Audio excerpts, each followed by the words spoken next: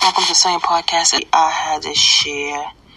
It was about a young woman who was catatonic, stuck at a nurse's station. She was unmoving, unblinking, and unknowing, aware of who she was. Her name was April Burrell. Before she became a patient, April had been an ongoing straight-A student, majoring in accounting at the University of Maryland, Eastern Shore. But after a traumatic event when she was 21, April suddenly developed psychosis and became lost in a constant state of visual and auditorium hallucinations. The former high school valedictorian could no longer communicate, be able to take care of herself. April was diagnosed with a severe form of schizophrenia, an often devastating mental illness that affects approximately 1% of the global population and can drastically impair how patients behave and perceive reality.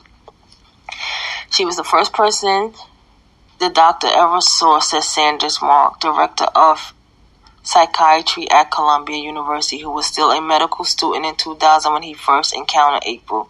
She is to this day the sickest patient I have ever seen.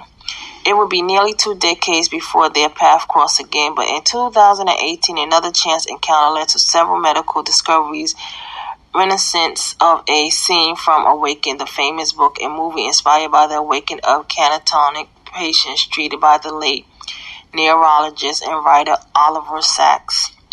Mark and his colleagues discovered that although April's illness was clinically indistinguishable from schizophrenia, she also had lupus and an underlying untreatable autoimmune condition that was attacking her brain. After months of targeting treatments and more than 2 decades trapped in her mind, April woke up. These are the forgotten souls. We're not just improving the lives of those people, but we are bringing them back from a place that I didn't think they could come back from, said Mark. The awakening of April and the successful treatment of other people with similar conditions now stand to transform care for some of the psychiatry's sickest patients, many of whom are languishing in mental institutions. Researchers working with the New York State mental health care system has identified about 200 patients with the autoimmune disease, some institutionalized for years, who may be helped by the discovery. And scientists around the world, including Germany and Britain, are conducting similar research, finding that underlying autoimmune and inflammatory processes may be more common in patients with a variety of psychiatric syndromes than previously believed. Although the current research probably will help only a small subset of patients, the impact of the work is already beginning to reshape the practice of psychiatry and the way many cases of mental illness are diagnosed and treated. Even as a teenager growing up in Baltimore, April showed signs of college accounting student she will later become. She balanced her dad's checkbook and helped collect the rent on his properties. She lived with her father, who had served in the Army, and her stepmother is one of 7 siblings. She was keen focused on academics and would be disappointed if she received a B in her class. She played volleyball in high school, and her family remember her as being profoundly capable in all things. She helped her dad renovate his dozens of rental properties and could even wire outlets and climb on roofs to tar and repair them. By all accounts, she was thriving in overall good health and showing no signs of mental distress beyond the normal teenager growing pains. April was a high achiever, said her older half-brother, Guy Prevail. She was very friendly, very outgoing. She just loved life. But in 1995, her family received a nightmarish phone call from one of her professors. April was incoherent and had been hospitalized. The details was hazy, but it appeared that April had suffered a traumatic experience, which is they's not going to describe because of privacy. After April spent a few months of a short-term psychiatric hospital, she was eventually diagnosed with schizophrenia. Her family tried their best to take care of her, but April required constant attention, and in 2000, she went to Pilgrim Psychiatric Center for long-term care. Her family visited as often as they could, making the 4-hour drive from Maryland to Long Island once or twice a month. But April was locked in her own world of psychosis, often appearing to draw her fingers with what appears to be calculations and have a conversation with herself about financial transactions. April was unable to recognize, let alone engage with her family. She did not want to be touched, hugged, or kissed. Her family felt they had lost her. When April was diagnosed with schizophrenia, Mark was still a promising medical student at Ocean Way at the University of Amsterdam. His parents was both psychiatrists, and he had grown up around psychiatry and its patients. Mark remembered playing as a child in a long-term psychiatry facility where his parents worked. He was never afraid of the patient or the stigma associated with their illness.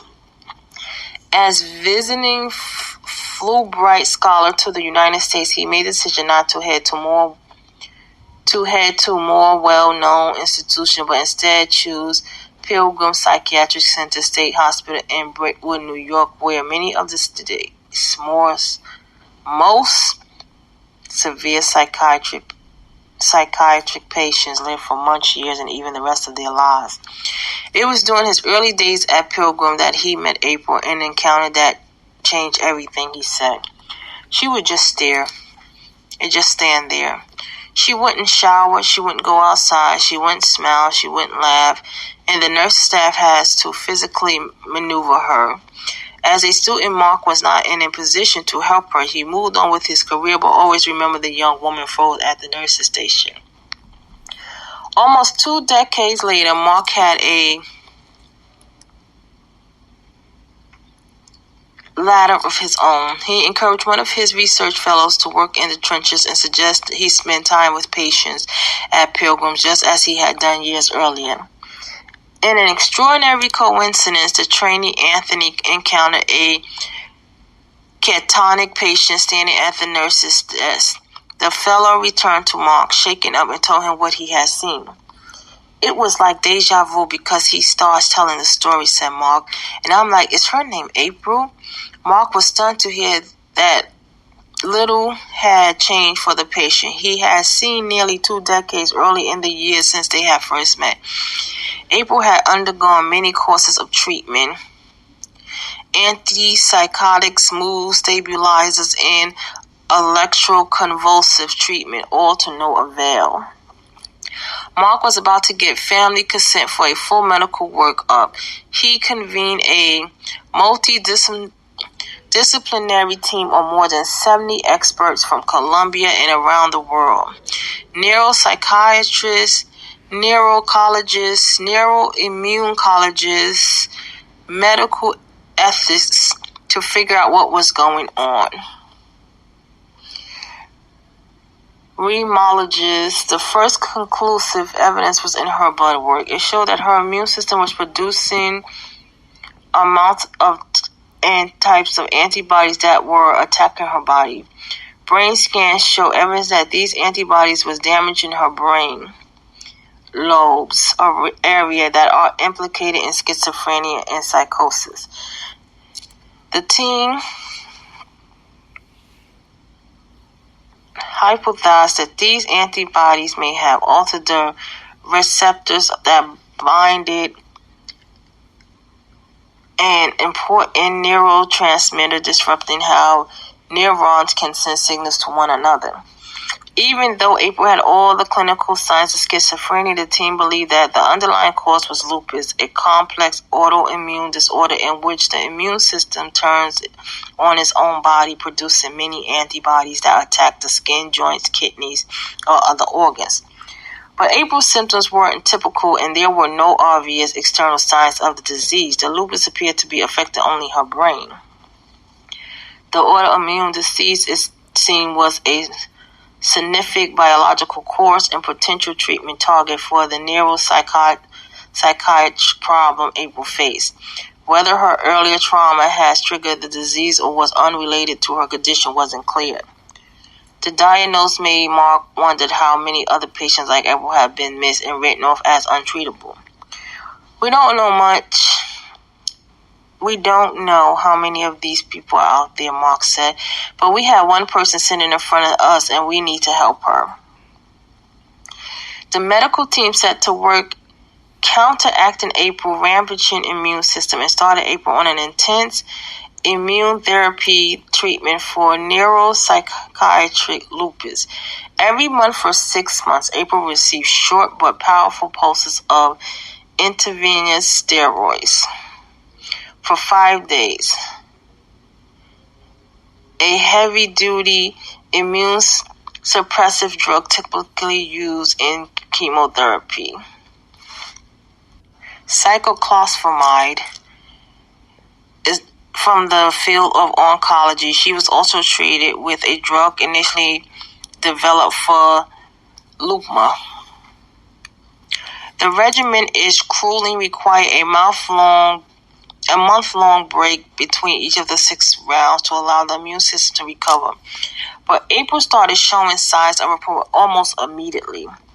As a part of a standard conjunctive test known as the Montreal Conjunctive Assessment, MOCA, she was asked to draw common ways to assess conjunctive impairment.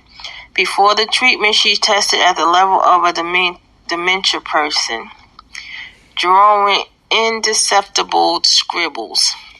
But within the first 2 rounds of the treatment, she was able to draw half a clock, as if one half of her brain was coming back online, Mark said.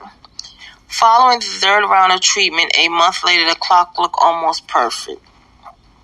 Despite this improvement, her psychosis remained. As a result, some members of the team wanted to transfer April back to Pilgrim Psychiatric Center, Mark said. At the time, Mark has to travel home to the Netherlands, and he feared that in his absence, April would be returned to Pilgrim. On the day Mark was scheduled to fly out, he entered the hospital one last time to check on his patient, whom he typically found sitting in the dining room in her catatonic state. But when Mark walked in, April didn't seem to be there. Instead, she saw another woman sitting in the room. It didn't look like the person I know for 20 years and has seen so impaired, Mark said. And then I took a look close and like, holy shit, it's her. It was as April has awakened after more than 20 years. I always wanted my sister to get back to who she was, her brother said. In 2022, April was deemed mentally competitive to discharge herself from the psychiatric hospital where she had lived for nearly 2 decades, and she moved to a rehabilitation center. Because of visiting restricted related to COVID, the family face-to-face reunions with April was delayed until last year. April's brother, sister-in-law, and their kids was finally able to visit her at a rehabilitation center, and the occasion was joyful and tearful. When she came in there, you wouldn't thought she was a brand new person, Guy said. She knew all of us, remembered different stuff from back when she was a child. A video of the reunion showed that April was still tender and fragile, but her family said she remembered her childhood home in Baltimore, the grades she got in school, being a bridesmaid in her brother's wedding, seemingly everything up until when the autoimmune inflammatory process began affecting her brain. She even recognized her niece, whom April had only seen as a small child and a grown young woman. When her father hopped on a video call, April remarked, "Oh, you lost your hair," and burst out laughing. The family felt as if they witnessed a miracle. She was hugging me. She was holding my hand, her brother said. You might as well have thrown a parade because we were so happy because we have seen her like that in like forever. It was like she came home, Mark said. We never thought that was possible. Mark talked about how as a teenager he saw the movie adaptation of Oliver Sacks' Awakening featuring Robert Williams and Robert De Niro and how it had haunted him. The notion that people are going in these mental institutes and that they come back still, that has always stuck with me, he said. Before his death in 2015, Sacks had spoke to Mark about the discovery involving patients like April. Sacks, also a professor at Columbia University, had a personal interest in the work. He had a brother with schizophrenia. Your works give me hope about the outcomes we can achieve with our patients. I never before would have dreamed possible, as these are true cases of awakening, where people get to go back home to their families to live out their lives, Sacks said, according to Mark. The statement was confirmed by Kate Edgar, Sacks' long-term personal editor and executive director of Oliver Sacks Foundation. After April's unexpected recovery, the medical team put out an alert to the hospital system identifying any patient with antibody markers for autoimmune disease. A few months later, Attica, Arkansas, a director of the Columbia Lupus Center who has been on April's treatment team, approached Mark. "I think we found our girl," she said. When Divine Cruz was 9, she began to hear voices. At first, the voice fought with one another, but as she grew older, the voice would talk about her. One night, the voice urged her to kill herself. For more than a decade, the young woman moved in and out of hospital for treatment. This is another story. Her symptoms include visual and auditory hallucinations, as well as delusion that prevent her from living a normal life. Divine was eventually diagnosed with schizoaffective disorder, which can result in symptoms of both schizophrenia and bipolar disorder. She also was diagnosed with intellectual disability. She was on a laundry list of drugs, 2 antipsychotic medications that came with a litany of side effects but didn't resolve all her symptoms. She was often unaware of what was going on. Her hair was disheveled. Her medication caused her to shake and drool, the doctor said. She also had lupus, which she had been diagnosed with when she was about 14, although doctors had never made the connection between the disease and her mental health. When Mark and his team found Divine, she was 20 and held an adamant delusion that she was pregnant despite multiple negative pregnancy tests. That when she was probably at her worst, said Sophia, a precision psychiatric fellow of Columbia University Medical Center and physician who closely involved in Divine's case. Last August, the medical team prescribed monthly immune-suppressive infusion of corticosteroids and chemotherapy drugs, a regimen similar to what April has been given a few years prior. By October, there was already dramatic signs of improvement. She was like, "Yeah, I gotta go," Mark said, "like I've been missing out." After several treatments, Divine began developing awareness that the voices in her head was different from real voices, and sign that she was reconnecting with reality. She finished her 6th and final rounds of infusion in January. In March, she was well enough to meet with the reporter. "I feel like I'm already better," Divine said during a conversation in Mark's office at the New York State Psychiatry Institution, where she was treated. "I feel myself being a person that I was supposed to be my whole entire life." Her presence during the interview was at first timid and childlike. She said her excitement and anxiety about discussing her story reminded her of how she felt in the school the day before a big field trip. Although she had lost 10 years of her life to her illness, she remembers many details as a child. She did not know how to explain what she was going through to her family, often isolate herself in her room. Because the crisis was so bad, it felt like it was being muted, Divine said. "I was talking without making any sense so they wouldn't understand what I was saying." Divine still remembered what the voices sound like and often disturbing images. She hallucinated a hand reaching down from the ceiling as she lay in her bed. The creepy nurse with the crooked head and black teeth who approached her in the hospital. She remembered the paranoia she felt at times. "I thought that world was ending. I thought the police was out to get me." But she always remembered that fateful first phone call with Mark when she learned that her lupus could be affecting her brain. She remembered asking herself, "If it's affecting my brain, what does this have to do with my mental illness?" Her recovery is remarkable for several reasons. Her doctor said the voice and visions had stopped, and she no longer meet the diagnostic criteria for either psychoaffective disorder or intellectual disability, Mark said.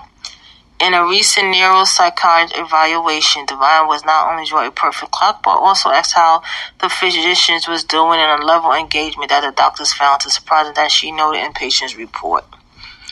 But more important, Divine was recognized that her previous delusions wasn't real. Such awareness is profound because many severely sick mental health patients never reach that understanding, Sophia says.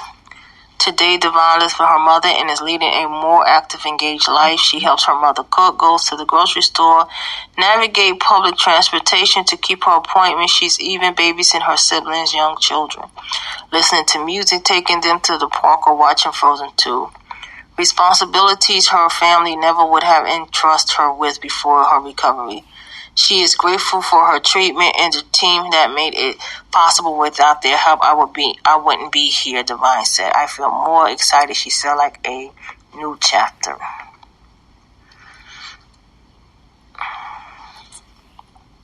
So the cases of April and Divine also helped inspire the development of the SNF Center for Precision Psychiatry and Mental Health at Columbia, which named for the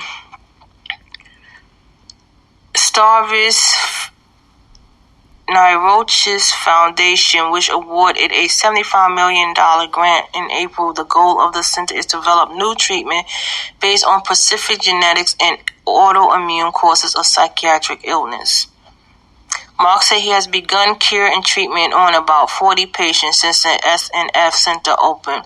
The SNF Center is working with the New York State Office on Mental Health, which oversees one of the largest public mental health centers in America, because a duck hole autoimmunity screening on patients at long-term facility. So I share those stories because they finally coming up with ways to help people that has mental illness and also lupus, because lupus affects the brains. So those were two stories. That's okay. I'll share those two stories because I found that to be great that they finally coming up with something to actually help. And I just hope that they allow the people, because you see Mark said he is also working with the people in New York for mental health, because New York has like the highest mental health cases. And I hope they allow the people to get the help that they need. I'd like to thank you for listening to Sign Podcast. Please give it a 5-star review on Speaker, Spotify, wherever you listen to podcasts. Go to my website, http://wordpress.com.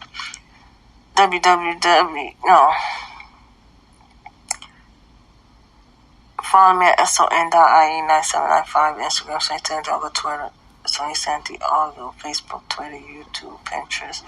Call me here at SV7667510gmail.com. Follow my son Sounds on Instagram. You can have an Apple on Apple, Spotify. Follow TJVUCLAIN. She have a book called Black on Orange. King's Flex, SoundCloud, and Female Reform Vintage Store in New York. And y'all have a blessed night. And sorry, y'all, because I kind of got sidetracked what I was actually saying. Not sidetracked, but I kind of lost thought of what I was actually saying. Y'all have a blessed night.